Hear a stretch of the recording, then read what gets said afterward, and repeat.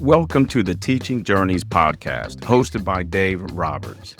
Humanity possesses a unique skill, the ability to pass knowledge from one generation to the next.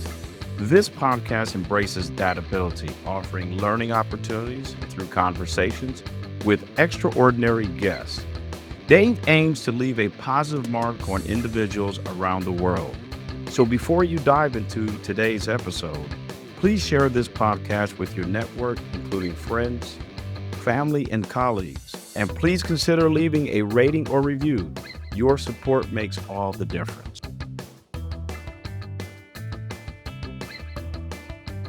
Hi, everyone, and welcome to another episode of the Teaching Journeys podcast. I'm your host, Dave Roberts, and today it is my pleasure to have as my guest Frank Zaccari. Frank is a native of Western New York. He served as a military medic in the U.S. Air Force before spending over 25 years in the high-tech industry. His experience included senior positions with Fortune 50 organizations, relaunching small and mid-sized companies. Frank is a 5-time best-selling and 4 times award-winning author who has written and published 9 books based on life-altering events. He led a workshop for aspiring entrepreneurs at Arizona State University, is a mentor with the Veterans Treatment Court, a mentor and judge with the University of California Entrepreneurship Academy, and is an accomplished speaker. Frank hosts a Roku TV Bounce Back in Business Life podcast, a YouTube show which has 240,000 listeners in 42 countries. He is also the co-founder of Trust the Process, a book marketing program that was launched 36 months ago. And in that time, Trust the Process has created and executed marketing promotion plans that achieved 18 consecutive best-selling new releases and 11 award-winning books. And Frank, somewhere in between all of that, I hope you get some time to sleep. Thank you. I found it best to stay busy because when you get to be 73, if you're not busy, you fall asleep. Yeah, I'm 70, soon to be 71, and I am going to keep busy until the day that I die. Exactly. I'm not one that does idle time very well, and I figure the longer I can stay engaged, I can stay productive, and I can make an impact, I'm going to keep going for as long as the good Lord lets me. Absolutely. And, we got to give a shout out to Claudia Wyatt. Yes. Claudia's got enough energy for a small city. She introduced us, and Claudia was just on my podcast, and her episode actually just dropped yesterday. But she said, I got to introduce you to Frank Zaccari. We had a great conversation, and I was on your podcast. That's right. Bounce Back in Business and Life. We had a great conversation, and I'm just thrilled to have you here again on my podcast. And I'm also just grateful that Claudia introduced us. We ever describe Claudia as a force of nature. Yeah, I think even forces of nature would cower. It would. But her energy is just off the charts, and it's infectious. It is. You could be having the worst day in the world, and all you got to do is spend about 5 minutes with Claudia, and you're good. That's right. You're good. So, but boy, we got a lot to get to. You are kind of, I think, San Diego, California's version of the Renaissance man. And there's so many different categories we can uncover. But before we get into that, tell our audience about some of the major experiences that have shaped who you are and what you do today. There's been a lot. There's been many aha moments, so to speak. I think the big first one, growing up in Western New York outside of Buffalo, I wanted to be a baseball player, right? That was it. I wanted to play shortstop for the Yankees, just like 5 million other kids in New York State. And I had tryout with Pittsburgh Pirates when I was going into my senior year, and I thought, okay, it's happening. It's happening. And at the end of it, they said, son, go to college and learn how to study, which is a nice way of saying, shoot, I'm going to make it. So Hudson Valley Community College, which is the first time away from home, from the Buffalo area. And then we had a military lottery was still going on. And my lottery number was 10.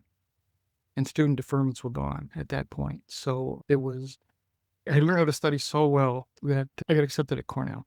If I had applied at Cornell out of high school, they would have sent it back and get serious, kid, right? Mm-hmm. But so I got accepted at Cornell, and then that went by the board. So I enlisted in the Air Force rather than going to the Army. I enlisted as a medic. As I said to someone, I don't mind. I think I could wrap my arms around shooting at somebody, but I wasn't too crazy about anybody shooting back at me. So Air Force medics stay where the airplanes are. If you go to a war zone, they stay where the planes are, which are always away from the front. So I learned so much in the military. I thought it was going to be this a horrible experience, but it was the best thing that ever happened to me at that point, because you're very, very young and you have a lot of responsibility very quickly, and you have to find ways around obstacles. And they always say, well, the military is so rigid. Yes, the military is rigid. However, you still have to use critical thinking to handle what's in front of you. Yes, you need to do ABC, but not necessarily how are you going to do ABC. And one of the training that we had, because the Vietnam War was still going on, and I was wondering, well, why are we going so far down in the chain here? And they said, because something could happen, and you, as a 2-stripe or a 3-stripe person, may be responsible to get several people out. So you had to learn responsibility and hurry. You had to learn how to create a plan, how to collaborate with people, and then how to execute. When I came back from overseas, I was put in a pediatric clinic. Was running a pediatric clinic, and there's 90 sick children a day would come in. And the colonel was the head of the hospital, and he said, the challenge you're going to have, Sergeant, is you have no staff. I'm going to be dealing with 90 sick children and their parents and doctors, and I have no staff. Okay, why are you setting me up to fail? I didn't say that about last thinking that. And he says, we're going to set up a meeting with the Red Cross. We're going to get volunteers.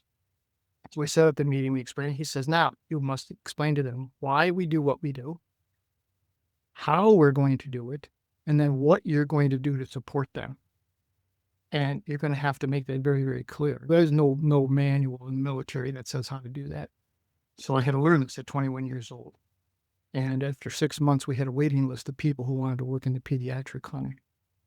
So when I got out, I went back to school and I got into the high-tech sector.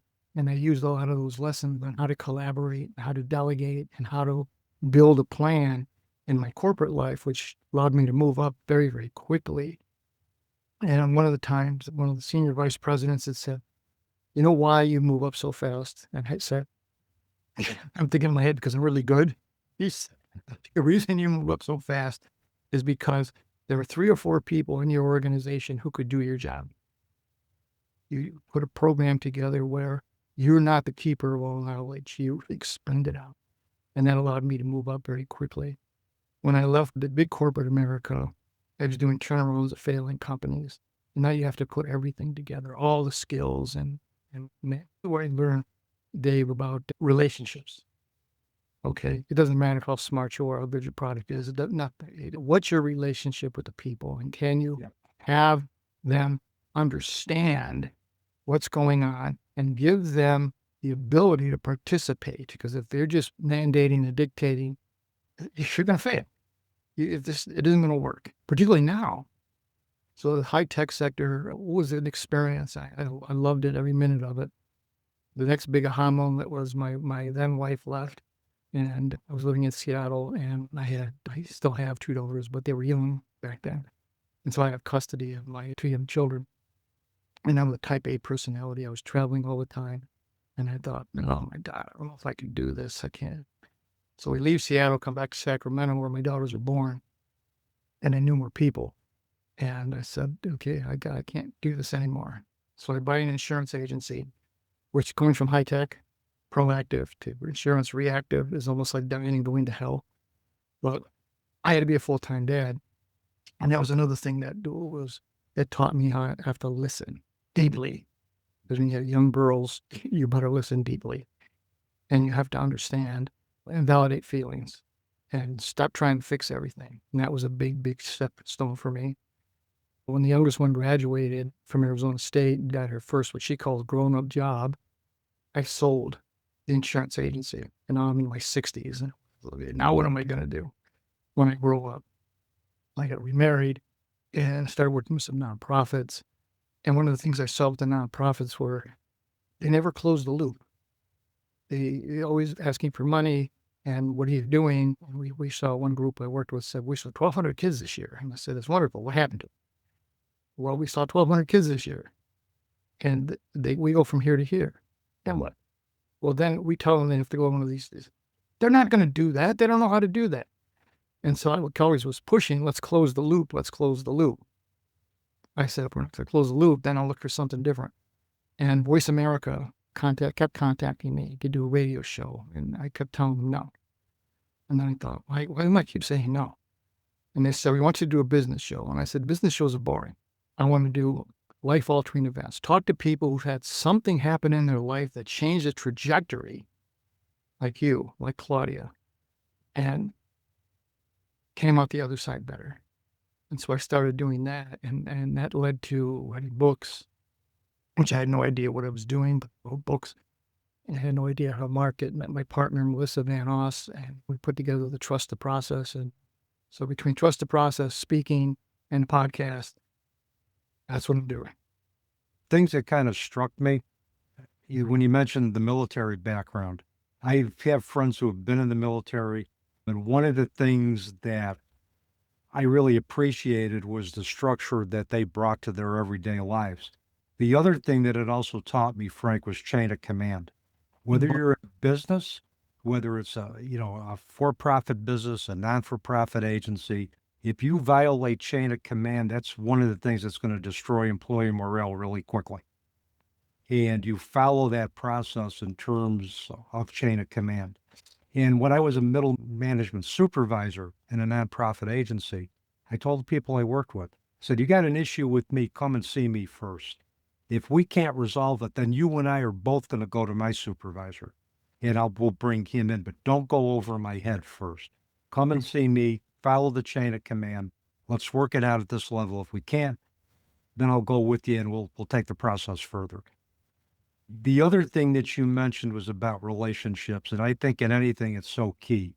If you want to have a really, I think, flourishing business, a flourishing enterprise, you build relationships. As a professor, I want to build student-professor relationships with my students. I just don't want it to be, I give them information and they go home. I want to set the stage where if they choose to develop a mentorship or a professor-student relationship with me down the road, they can do that. And also, you had mentioned about listening. The key to being successful in working with people and building relationships is use the WAIT acronym. Why am I still talking?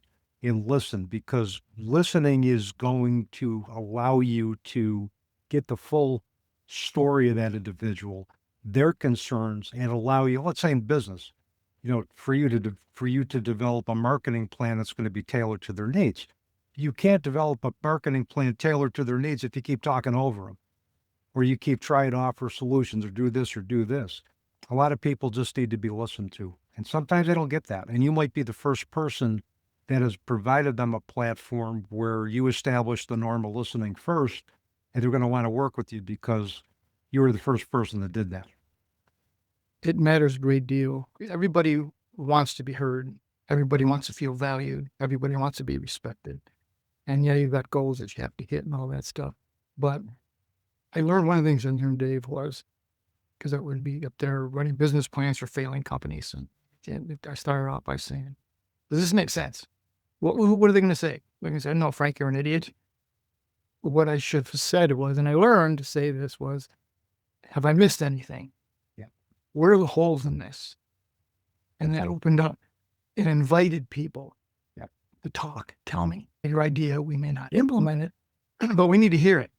Yes. Because it might be something we could use somewhere down the road. Yeah. And when people came up with a good idea, then I'd say, I love it. You run it. And we'll monitor it. And a lot of times you get the deer in the headlights. Like, oh my God, no one's ever asked me that. And I said, well, particularly when you've taken over a company, you say, well, look, you've been here 5 years. I've been here 5 minutes. You've forgotten more about what's going on here than I know. So let's put it together. And every time I found when I would bring people in to get their input and give them responsibility, they went way beyond expectations. Yeah. Well, if you treat individuals as if they have the potential to achieve great things, they're going to respond. They're going to respond to that expectation. And people basically just want to be empowered. People do want to have I think, a say in the success of any organizations they're a part of. They just have to be given an opportunity. One of the first things you do is you offer collaboration. What am I missing here? What else do we need to consider? Oh, this is a great idea. I want you to run it. And they'll give you the deer in the headlights look because nobody's ever trusted them with that level of responsibility. And nobody's ever empowered them before. It's like, well, they're being told, here's what you got to do. Here's what you need to do. And usually their role is dictated from the top down without much of an opportunity for input in terms of how that role looks. So Exactly. I remember with one organization, the board that hired me was telling me what to do and how to do it and all that. And I just said, I'm not going to take the job if you're going to dictate what needs to be done, because the people on the floor know what the problems are. Okay. You haven't been in that building in 6 years. Yeah. All right. They know what the problems are. Let them tell me what the issues are. And then I would always say, if you could do one thing, just one thing to make this better, what would it be? And they have answered. Nobody's ever asked him for it. Okay. And then they'll run with it. And then they feel, okay, maybe this new guy at the one company I took over, the guy's name was Paul Allen, not that Paul Allen, just so that has happened to be his name. Sat there and I'm talking to the whole organization. He had his arms crossed, his legs crossed, he had his head back the whole time I'm talking. And I get done sending questions. He doesn't even move. And he says, I've been through 6 of you. How's this going to be different? And I said, well, I'm sorry you've been through 6, but the company's in such bad shape that if we don't make this happen, there won't be a 7th. And I need your help. And we reached out, and he was very instrumental once he realized. But what they do is they watch to see, are you authentic? First bump in the road, are you going to jump back to the old model? And that's what they're watching for. And we kept moving forward with this gentleman who sat with his arms and legs crossed. Said, okay, he's on board. He seems to understand. And he brought upon most of the technical people to buy in. And the other thing that I learned in this experience is you got to surround yourself with people who've been where you want to go. yes, Because if you're the smartest guy in the room, particularly, I said to myself, if I'm the smartest guy in the room, we got a big problem here. So surround yourself with people who've been where you want to go. And one of the things that I found, Dave, is they'll help you. If they see that you're trying and you want it and you have this passion, and they're going to do what they can to help you. Growing up, I always heard, well, no, they're going to hide it and they don't want you to be sick. No, they do. They will help you. Now, you may not take their advice, but that's your choice. But they will be willing to help you. I was flying from Atlanta to San Francisco one time, and I used to get a lot of first-class upgrades because I flew lift. So I'm in the seat there, and the guy's man sits next to me, and we start to talk. And he asked me what I did, and I said, David Trimlin was a family company. He goes, well, I'm a consultant like everybody else on the planet, which means I have no job, right? And so we keep talking, and he's asking me different questions. And he said, okay, I'll give you an example here, Frank. He says, I got 3 people, real outstanding performer, mediocre, not so good, not good at all. What do you do? I said, I leave the good ones alone. I try to maybe get rid of the worst ones to see if I can raise the mediocre ones. He goes, you're going to fail. And I said, why? Why am I going to fail? And he said, you spend your time with your best people. Because when you allow mediocrity to come into the organization, it lowers the bar. Yep. And the best people want to be with the best people. And then they move on. And so as we kept talking, he opened up his briefcase at one point. I had read Good to Great. Now, I had read the first book that Jim Collins wrote. And he opens up his briefcase, and there's the new book, Good to Great. And there's this picture. I'm sitting next to Jim Collins, and I had no idea that's who it was.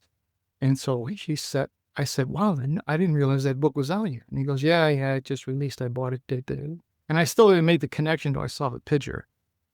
And he signed it, and he said to me, surround yourself with people, number one, like I said, who've been where you want to go, number one. Number two, focus with people who want to be good, who want to succeed. Yes. To be good enough for government work mindset. You don't want those kind of people. No. Because you lower the bar, and good people want to work with other good people, and they will attract other good people. And you have to have a culture and an environment that allows that to happen. And if you're a leader that is comfortable with sharing responsibility, you surround yourself, and I always said, with not only good people, but people who know more than me. Yeah, absolutely. And if you surround yourself with those people and you empower those people, you give them the resources that they need and they're responsive, they're going to make you look good as a leader. Absolutely. And I think one of the things that I think is the downfall of many leaders is their own insecurity that if I share responsibility, this is going to detract from me as a leader. So I don't want anybody being better than me. And that's the wrong mindset to have anyway, because these are guys that many of them typically end up micromanaging everything. Yes. And micromanaging leads to major screw ups. Yes. You're good people who are not going to be moved by micromanaging, are not going to respond to it. They're going to go somewhere else where they're going to Yeah. feel empowered. And that leader is basically, he's a one person band. He's Yeah. blowing his own horn. There isn't anybody around to listen to the music. That's exactly right. In that example I gave, the senior vice president gave me, so I was moving so quickly. Well, somebody went and complained.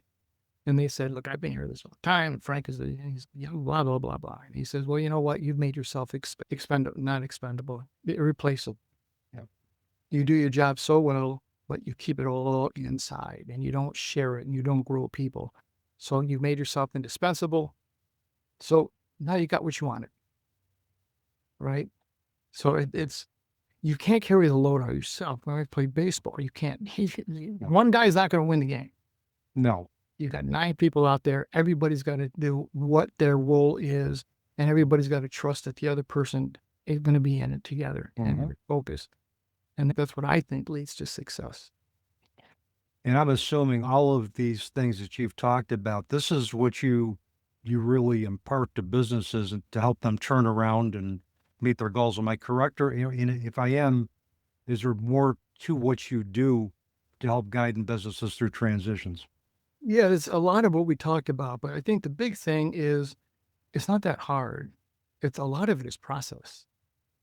And you sit down with people and you say, tell me what we do.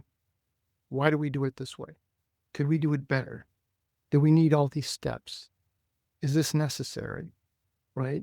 And then sometimes I get mad that you're picking apart what they're doing. But most of the times they're starting to say, okay, yeah, that would we could do this. This would eliminate this step. This would streamline the operation. And then it's saying, okay, good, let's go, let's do it. Let's follow up. All right. The one organization in Seattle, they lost $40,000 a month or $50,000. It was not that big a company, right? They lost $50,000 a month. And we had my little talk, and $50,000 a month. First month we lost 47. I had a party. I brought in pizza, beer, and I said, what are you doing? I said, we got better. The next month we lost 45,000. Within 2 years, the company was making a profit. And it's little steps. Yeah. You're not going to change the world. You can't eat it out fit one bite, right? You got to take small steps and then evaluate those steps.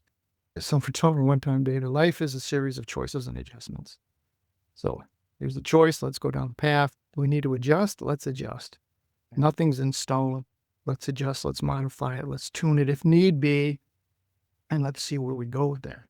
Maybe that little tuning triggers a whole new series of things that you could be doing better. Yeah. And I love doing it because you had to do it challenged everything. Your production mindset, your management, marketing, and the whole thing. But it was people. As I said before, it was how do you relate to people? How do you evaluate people? How do you get rid of these biases that we all have? Because people would come in to interview and they said, oh, this guy went to Stanford. He must be smarter than everybody else. Okay. Well, we started looking at character.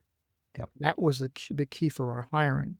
And now Dr. Duckworth, Angela Duckworth's book on grit wasn't out at that time, but that's what we were trying to do. And when her book did come out, that's what I did in my insurance agency was look at character issues first. People call it soft skills. Well, there's nothing soft about this at all. No. And you cannot teach integrity and perseverance and determination. You can't teach that, right? They either have it or they don't have it.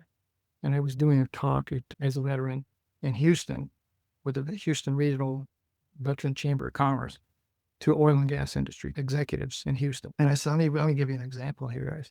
You got two applications coming in. You got a 4-year graduate from Rice, the Brain School of Houston, and you got a specialist, whatever, U.S. Army. Same age, all right, we can hire. The guy says, well, I'm going to hire the kid from Rice. And I said, why? He said, he went to Rice. So what did he accomplish? Let's look at our accomplishments. And mom and dad scholarship fund, had a car provided for him, went to school, did well. I don't know. But what did he accomplish other than going through school? Now let's look at the specialists, whatever. It's responsible for multiple millions of dollars of taxpayer money, leadership responsibility, had people's lives that he was responsible for, and had to find ways around problems, right? Why would you not want that? And they said, well, yeah, well, they're a veteran. They got PTSD, and I don't want my building being shot up. And I'm not. Let's get serious now. Veterans of all the mass shootings, they haven't been done by veterans. No. You want loyalty, but you want loyalty for the right reasons. They want loyalty because they can't get another job. They want loyalty because I believe in you. You want people who are going to not come in and say, we got a problem, and then walk out at 5 o'clock. We got a problem, and this is what I think we ought to do about it. Okay? Our senior vice president in my tech world, he used to have that clapping monkey back then. And someone would come in and say, look, his name's Rod Gray. And he'd say, Rod, I got this problem. I can't figure it out. And then he would open up the drawer, turn the thing, and throw the monkey at the person. And it was clapping. He goes, don't put your monkey on me. Come back with a solution or a potential solution. All right? Those are the kind of people you want to be around. Those are the Claudia Whites of the world, right? Yep. Let's not sit there and dwell on I know what the problem is. What can we do about it? Yeah, absolutely. One of the things I was listening to you talk about, your process for working with businesses, one of the things that really just puts businesses behind the 8 ball is they got great plans, but their ability to implement those plans falls short. Yes. And the implementation phase is so important for me, is that you take a look at your processes, you take a look at what you want to change, you take a look at also what could possibly go wrong. You bring in Murphy's Law into the picture, and you have a contingency plan for that before you implement the plan. But then the biggest thing is, like you mentioned, ongoing evaluation, particularly with new processes, you have to. And also follow up with your stakeholders, follow up with your staff, with the effect of those new processes and what needs to be tweaked. And then you've got a collaborative environment that extends beyond the workplace and also goes to your stakeholders as well, too. Exactly. Which broadens their interest in the success of your business. I love the term that you brought up, stakeholders, because when I was first coming up, it was always shareholders. And I said, yeah, shareholders just care about money. The stakeholders were our customers. And we would have meetings with the customers. What are we doing right? What can we do better? And they'll tell you, right? You talk to your staff, they'll tell you what's going on. And then when you're doing failing companies and you've got to talk to the union and you got to talk to the bankers and you got to talk to everybody. Here's the plan. Here's how we think we're going to get around to get to it. Okay. They want you to be successful. Yes. They want you to be successful. And if you're showing progress, they will help. But if it's like the guy who said she's been 6 a year before, well, what did those 6 before me do? Did they just collect the check, or did they have a plan? And what I think in the military was there's strategy and there's tactics. Okay, which is like vision is your strategy. Like that's the vision. Well, how are you going to get there? That's right. And then it's the tactics. The tactics are right, we have to do A, then B, then C, then D, and that's the boring part. I was interviewed by a guy who's a PhD in AI ethics, in AI ethics. And one of the things we were talking about, and I said, the things we celebrate in the business world, we celebrate the launch. It's the thing, oh, this money is wonderful. And we celebrate the end if the guy gets out and sells it for billions of dollars, right? What we don't celebrate is the middle. That hard part in the middle. That's where the work gets done. That's where nobody sees. That's where you stumble and fall and get up and try again and keep putting it together. What I tried to do with organizations is let's work on the middle. The end will come. Something will happen. But if you don't do that hard work in the middle, you're not going to make it. No. And nobody sees it.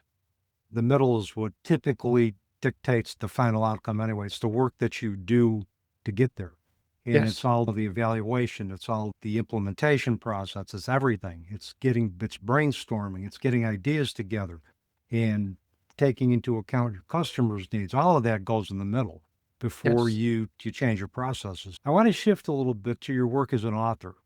Sure. You've written several books.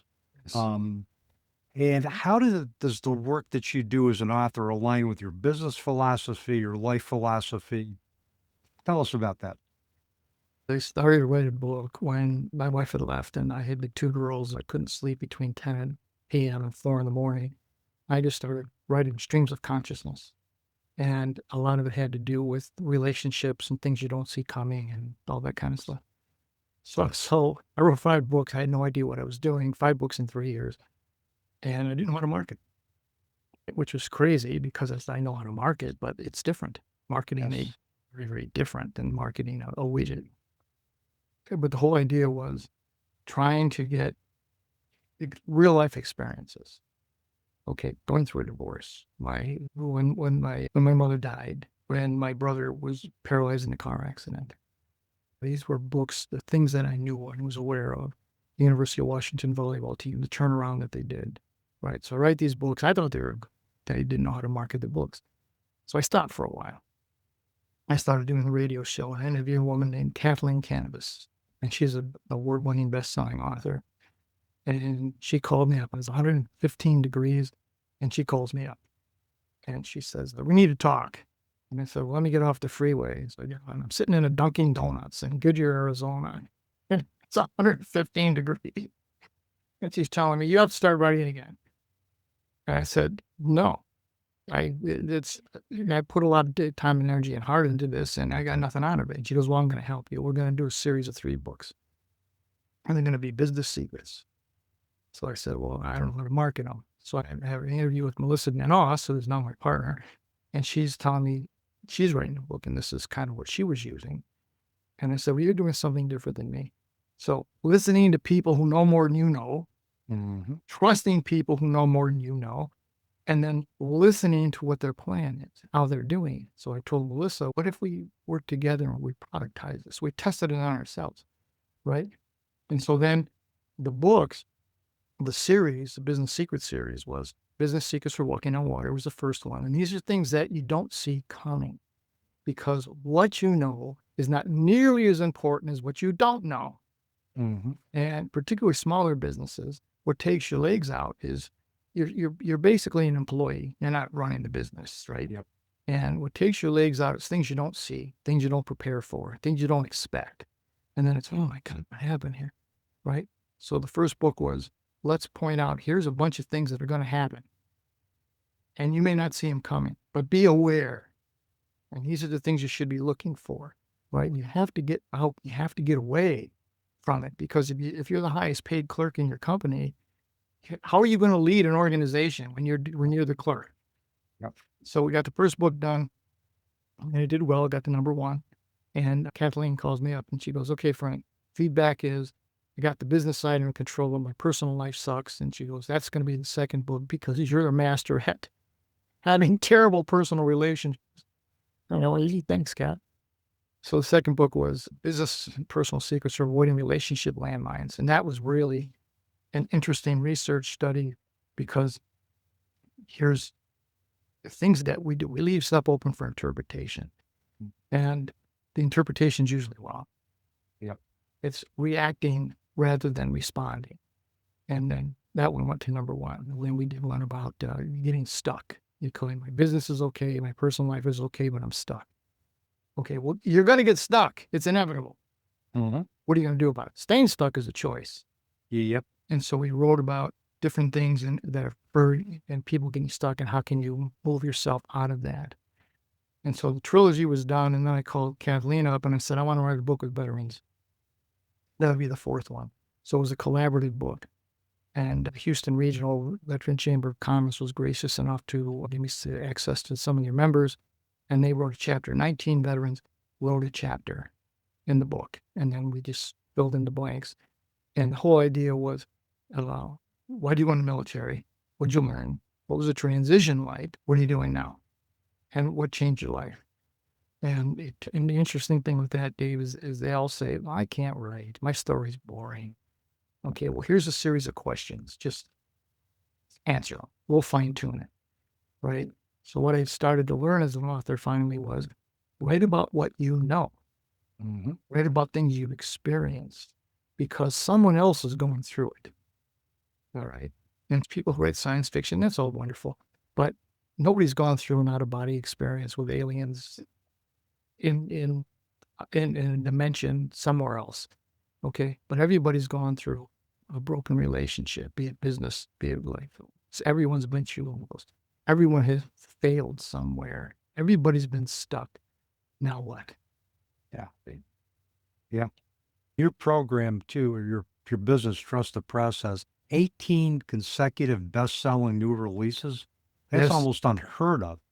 And 11 award-winning books. That's impressive. But the 18 consecutive best-selling new releases are impressive to me because there's a lot of good books out there that end up being at discount bins. Yes. A lot of them.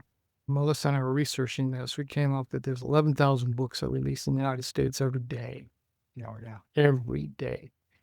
How are you going to separate yourself? All right. So that's what the whole program came for. It was a trust the process. It's a 90-day campaign. If the author doesn't want to wait 90 days, then we don't want to deal with them. Okay. 90 days. Pre-launch. Who are you? And why should anybody care who you are? And we create all the content and we create all the graphics and we send it to the author and say, on this day at this time, post this, right? Then follow up with it. So they have a pre-launch. Now, once we know who the author is and we start to build that, then this is what they're going to be doing. This is why you need to get this book. And then we go through that whole series. And then we get to the launch, the actual launch. And what we found was it's a high volume of orders in a short window of time makes you a bestseller. And people have said, well, do I need to sell 10,000 books or 100,000 books? And I went, no, you have to have a high volume of orders in a short window of time.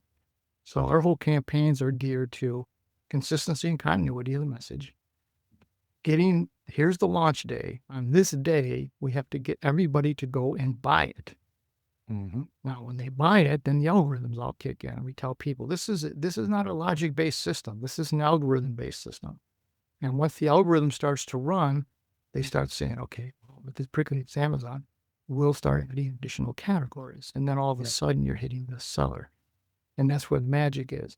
But it's a very disciplined process and it's not inexpensive. So people say, well, it's too expensive. And I went, okay, fine. Well, listen, I was saying to put together, here's the do-it-yourself. Or like 80% off, but you got to do it. Here's the work. And a couple of people took it and they said, it's too hard. I can't do it. And then we said, okay, we'll give you a credit for the new one. It's a consistency and continuity thing. When I spoke at the Military Influencers Conference in Las Vegas, and this is just before the second Top Gun was coming out, on the panel I was in was the United States Navy, people who were involved in that movie. And so I already knew the answer to the question. Never ask a question you don't know the answer to, right? So I said to the Navy people, how long before that movie came out did you start the promotion? And they said 7 months. I said, you spent 7 months building. Everybody saw the first Top Gun. Everybody knows the second one's coming. Everybody knows Tom Cruise. Yet you spent 7 months promoting it. And they said, we want to stay top of mind. And I said to the audience, did you hear what they just said? How often do you see a commercial for Coca-Cola or for McDonald's or for an insurance company, right? Why do you think they keep doing it? If it wasn't working, they wouldn't be continually promoting this. So you have to have consistency and continuity within the message. And then you build momentum to whatever it is you're trying to get to. And that's how the Trust the Process came together. And every time we're going through a campaign, Dave, we're always having this conversation. And I say, trust the process. process works. We had one professor who had written a book before, which didn't go anywhere. And he said, I need a bestseller. And I said, all right, we can do that. And we would send him the content and we'd just say, post this. And then he would take 3 sentences and turn it into a dissertation. And we'd tell him, nobody's reading this. And he goes, well, this explains it. And I said, they don't need to explain. What they need is the short clip, the soundbite model. Short, sweet, to the point. Okay. And then we even give them scripts, scripts to do live videos, speak. And you can tune it however you want, but a minute and 30 seconds. And so we're saying, okay, we're going to practice this. He goes, I speak all over the world. I don't need any help. And I said, just trust the process. So we sent him up a cowbell. Because grew up in Buffalo, he had a cowbell. And he started talking, and he gets to a minute there, and I start hitting the cowbell. He's like, what? And I said, I haven't got to the point. I said, that's it. That's exactly it. You didn't get to the point. So the whole campaign model is short, sweet, to the point. Tag some people, build around people you know, because they want to help you. One of the things I found, Dave, was that people will say, how can I help? And then we never tell them. We always say, figure it out. No, they want to help. If you tell them what to do, they will do it. So in part of the email campaign, we go to people and we say, on this day, I need you to do this. All right, I want you to send this message. And when you see one of my posts, please share it, right? And then we address the myths. The publisher is going to do my marketing. That's what I do. When I did the first few books, publishers don't market. No, they don't. Just publish. All right. Have a watch party, the day of the release, right? How many people said they're going to come? 100 people are going to come to my launch party. How many have showed up? Maybe 6. Yeah. Right. I'm going to do a book signing. Okay. Yeah, that's a lot of expenses. And how many people actually show? Well, it rained that day, so 12 people showed up. It's you're building a campaign on hope, and hope is not a strategy, and hope is not a plan. Okay. Yeah. I remember the ex-Navy SEAL commander, the late ex-Navy SEAL commander, Richard Marcinko, who said, hope isn't a method. Yes. And then once the ball started rolling, then we would have people come to us. A lot of it was interesting because there were people who had written a book before that didn't go anywhere. And he said, you got to follow the process. And whomever else you bring in, they have to stay on. And our statements of work, Dave, are like 8 pages. Yeah. Because someone would say, well, what are you doing? And I said, look, I was in the military. I don't like surprises. I did turnarounds of failing companies. Surprise is not good. Good or bad. I don't want to be surprised. So you do this, we do this, and we kind of lay it all out in great depth and detail. We have some very heated conversations as we're going through the process, because someone will say, well, I don't like that graphic. I said, it doesn't matter if you like that graphic, because that's it we're building. It's a momentum building thing. But a whole bunch of people saw the whole campaign, and they're seeing it, and they're saying, well, this Dave Roberts guy's got something going on here. What is it? Maybe I should pay attention. And that's how we built the program. And we say no more than we say yes when we're approached by people. Some people will say, well, can you just do this part? And we said, no, you can't do that part. It's the process. I mean, if I'm going to turn over any project to somebody to market, it implies that I trust that they're going to do what they need to do with it. So I'm not going to question it. Just tell me where I align, what do I need to do to help promote the process that you are recommending, and go from there. Because, you got you and Melissa, right? Your partner. You two know more about the book marketing routine and the book marketing environment than I do. So why am I going to question it? Just tell me what I need to do. If I have questions, I know where to go. I'll trust the process, do what you tell me to do, and we'll just see what happens. And then if we need other assistance, like someone doesn't have a publisher, but we have publishers we work with, or one person wrote a book, and they sent it to us, the manuscript, and we said, I could get all this information from Google, or I could watch National Geographic and get this information. How does it impact you? Yep. What was the value to you? How is this going to help others? And then we have writing coaches that if someone needs help, that we can refer them to a writing coach who can help fine tune it for them, with them. And I was asked one time, Dave, what's your process for life? And I said, it's stream of consciousness. That's it. It's like that. Putting ideas down. Yeah. And then eventually you go back and look at them and say, okay, this might make sense. And okay, this should go here and this should go here. And what is it I'm trying to get across? That's the big thing. Yeah. Why are you writing a book? If you're writing a book because you want to leave something for your grandchildren, then don't. Because it's expensive, right?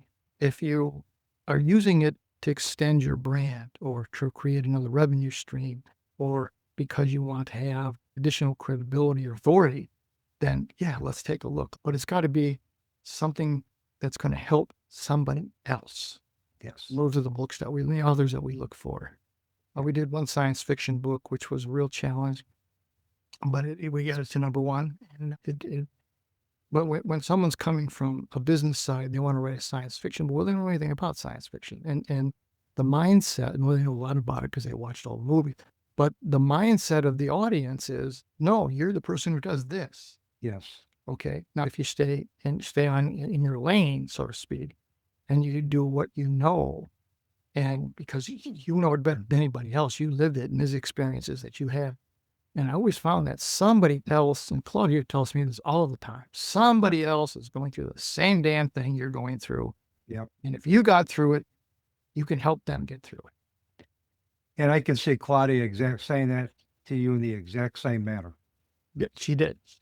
I just pictured her right now, just very emphatically and with affect, making that statement very clear. So, bounce back in business and life-altering events. Tell our audience a little bit about those two endeavors. The life-altering events, we sort of backed off a little bit here. In Voice America, which was life-altering events.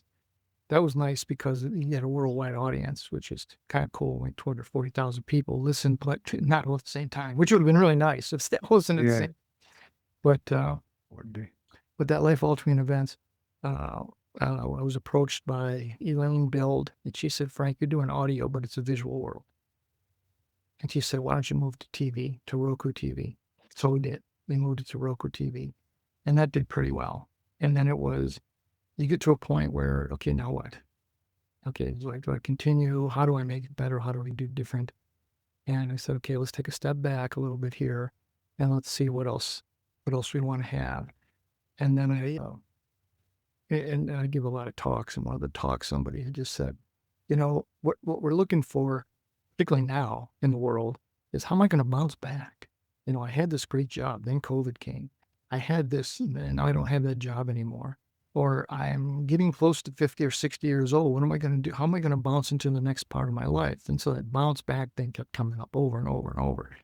And I thought, all right, well, bounce back in business, that's one, but bounce back in life.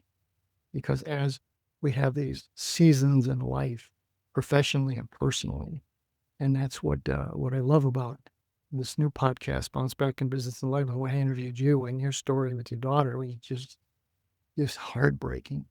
And then what did you do about it? How did you pick up the pieces? Where did you go? And how does it alter someone's life? Hence the life-altering event. But I see so many people that when they've hit that difficult period or something that completely changed the trajectory, and after the grieving process, and I used to think you could avoid grief, right? My mother dying, the divorce. You can't. You can delay it, but it's going to happen. All right. And then as you start to put the pieces back together, a lot of times you go in a whole different direction. Like what I was doing doesn't matter anymore. I don't care. What else can I do? How can I help somebody? How can I get somebody through whatever it is they're dealing with? And being a veteran, that's a lot of what I want to spend time with. Is the veteran treatment court was really an opening experience for me because these are people who have served, they've been arrested. Usually it was something stupid. It wasn't like murder or arson. It was like drunk driving or got in a fight or something stupid. And they all had PTSD to some degree. And then it was working with them, talking to them and making them understand, yes, you have value. One of my guys was a Marine reconnaissance. And these are the people they drop behind enemy lines. And they say, okay, we'll meet you here maybe. But if you make it, we'll meet you here. And they were advancing on a position. This is what broke him, was advancing on a position. And they were told, intelligence was, all non-hostiles have been removed. Okay, so women and children, they're all gone. Any action considered to be hostile. So they move in, and then they get their positions. They take on fire, they reach on fire. They eliminate everybody. They go down, and they find that there were women and children there. And he just lost it. And he said, what the hell's going on here? We were told. And they said, well, look, in that part of the country, life doesn't matter a whole lot. Mm-hmm. And they use them as a shield. And one of the things he said they were taught was they will do this because typically an American soldier, Marine, will hesitate. Yes. If they see a woman or a child, and that hesitation may end up causing them to be killed. Yep. And so he after his tour was over, he got out, and it just haunted him. It just absolutely haunted him. And he got out. He was having to be on Long Beach, and they were in a bar with a bunch of other Marines, and Marines can get a little loud, and they're all combat Marine. And the bouncer comes up and grabs by the shoulder and pulls him from behind. Okay, not a smart thing to do. So he just eliminates the bouncer and throws him through a window. Actually, is how it ended. Goes back to his hotel he was staying at and waits for the police. Now, he's armed. He has weapons. And he said, thoughts that went through my mind. I'm going to kick open the door and fire over their heads and have them shoot me. Death by suicide by cop. I'm going to fight. I know how to do that, but that's pretty stupid. And eventually, maybe I'll shoot myself. So after about a 3-hour standoff, he put the stuff down and came out, got arrested, of course. And now we're going through this program with him. And a lot of times, in his case was, Frank, all I know how to do is kill people. I have a lot of jobs out there for them. And I said, well, you got a whole lot more than that. You have strategy, you have tactics, you have logistics, and you have movement, and you have personnel management. You have all those skills. You have them. You could not have survived if you didn't have those skills.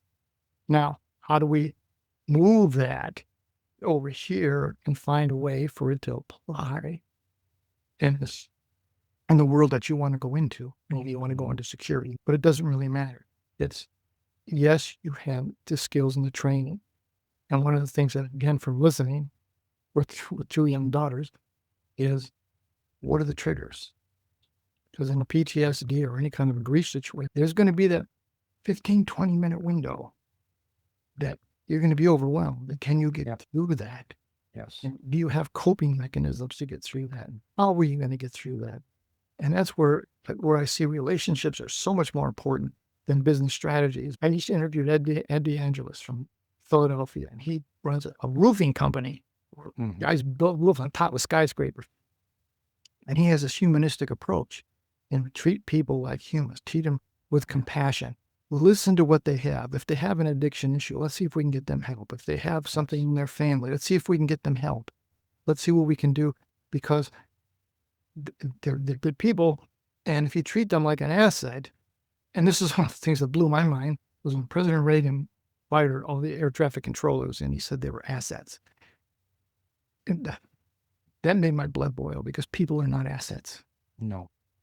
You have to treat people with compassion. One of them said, NCR, Mr. Huxley, who was the chairman, one time said to me, Frank, if you're going to hire somebody, you better damn well have a 25-year plan for them. And what? Can you explain that, sir?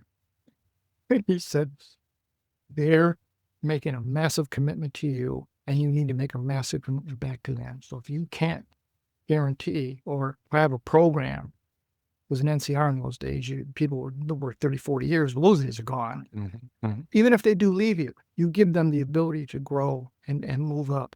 And the thing that I believe in wholeheartedly is legacy is not what you accumulate. Legacy is what you activate. Yes. And they may not be with you forever, but they're going to remember, Dave Roberts helped me with this. Claudia Wyatt helped me with this. And Frank Zaccari helped me with this. And, one of the things I think that we worry about is being remembered after we're gone. But if we impart our legacy and we impart life lessons that others are going to take forward and impart to others, we remain immortal even though we're not part of the physical world anymore. Exactly. We will go on long after, and our message will go on long after we leave this physical world. And I think that's what any of us want to have happen. You don't treat people as assets. You treat them as individuals that have value, that have lives.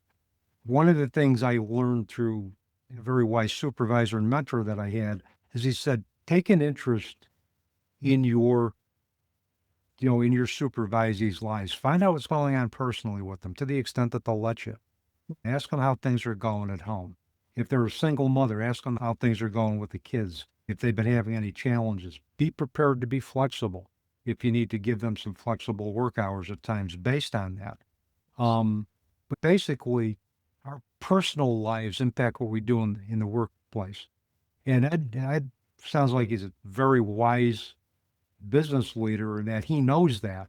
And he's going to make sure that he is taking an interest in his employees beyond just being an asset to his business. He's going to treat them as people with value, as people with lives, and as people whose lives mean something. And if a supervisor treated me like that, Frank, let me tell you something. I go through a brick wall for him.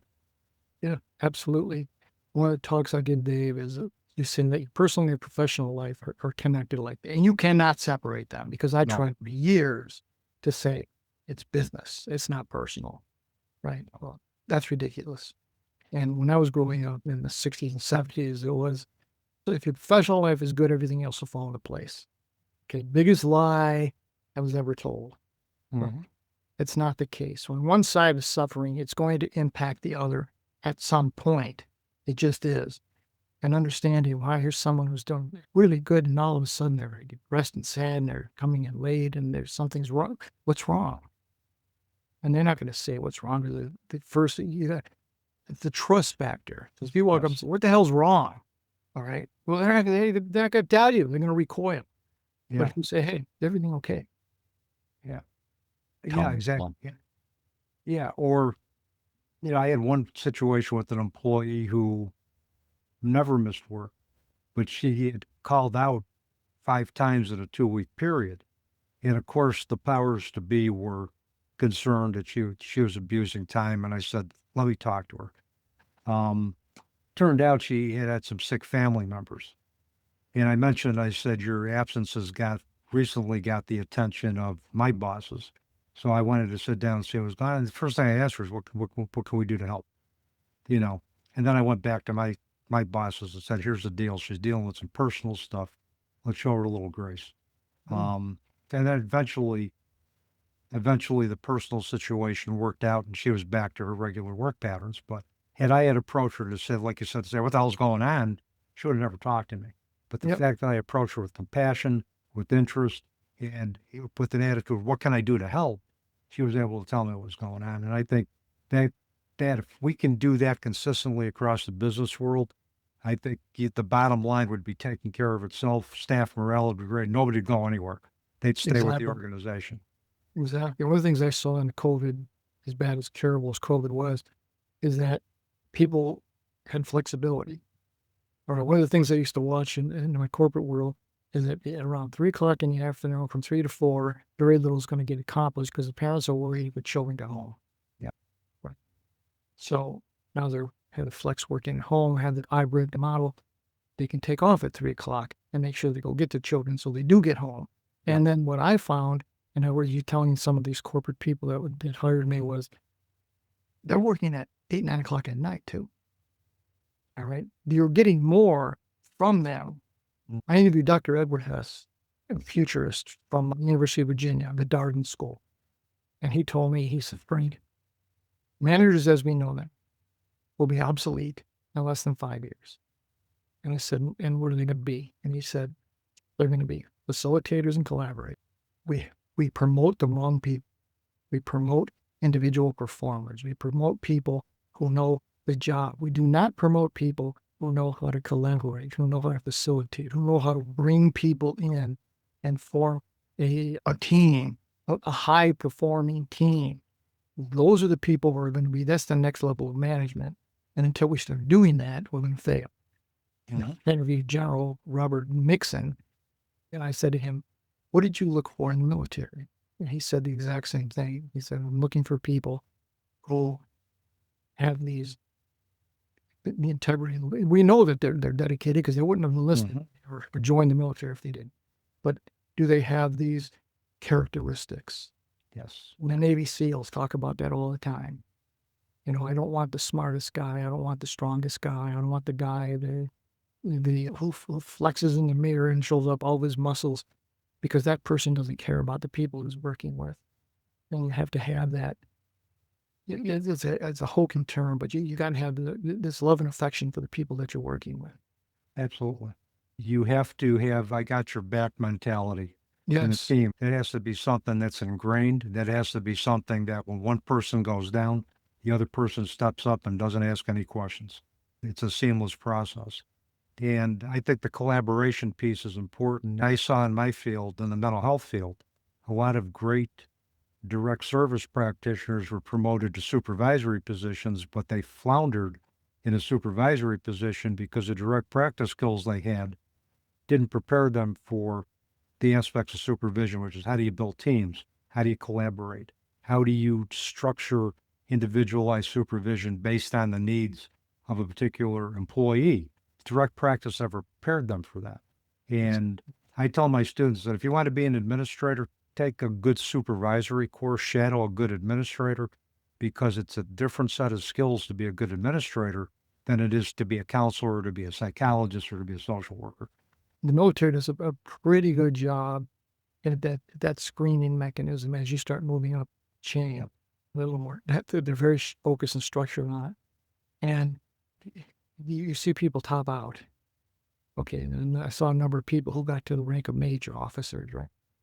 Can't get above that. So they're not going to let you stay. Or they can say you've reached your Peter principle. And now, Jerry, now you can stay in the military, but you can become a staff sergeant. But you retire at your highest attained rank. Yeah. So you still get that pay when you retire. You can't hold people accountable if you don't bring them into the fold. Yep. You can't just say, "Well, you should have," or "Why didn't you?"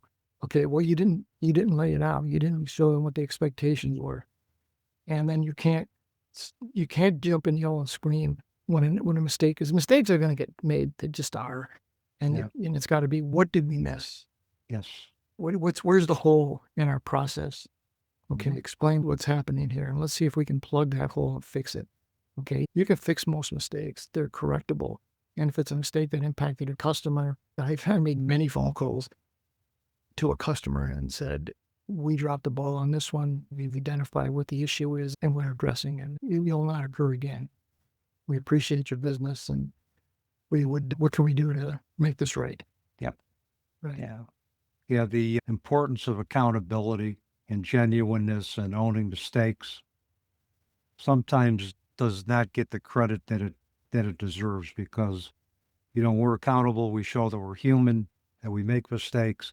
And I think that helps to foster relationships with everybody that is vested in our organization. So, Frank, you've left us with so much good stuff today. I could probably talk to you for about another 3 hours. Every time we talk, we do this. And it's always great. But I got a couple of other questions for you before we conclude. Sure. The first is not so much a question as one of the statements that I believe I found on your website or LinkedIn page. The secret to walking on water is knowing where the rocks are. Can you elaborate on that a little bit? Yes. Yeah, I love that. I love that statement.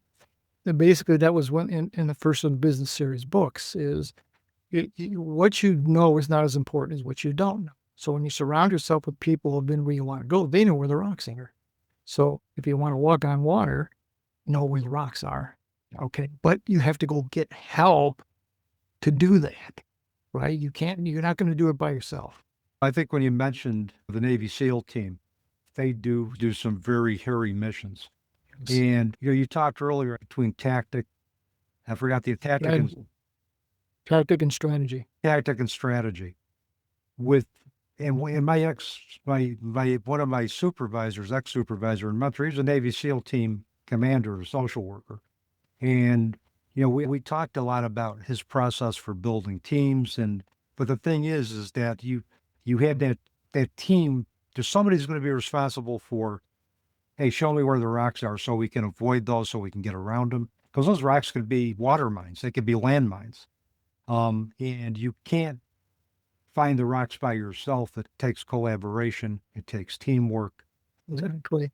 And it's like you said earlier, you have to have a plan A and then contingencies. Well, what if that doesn't work? What if this doesn't work? We used to go all the way down to plan D. Yeah. Right.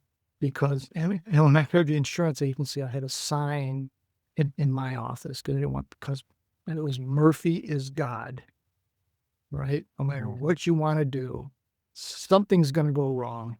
And you're going to just throw up your hands, or do you know what to do when that something goes wrong, or where to go to get the answer? Absolutely. Yeah. You got to bring Murphy into any equation. That's, you have to, especially when you're talking about planning, implementation, you have to account for the most unrealistic thing that can happen, because if you don't, It'll happen. it's going to happen.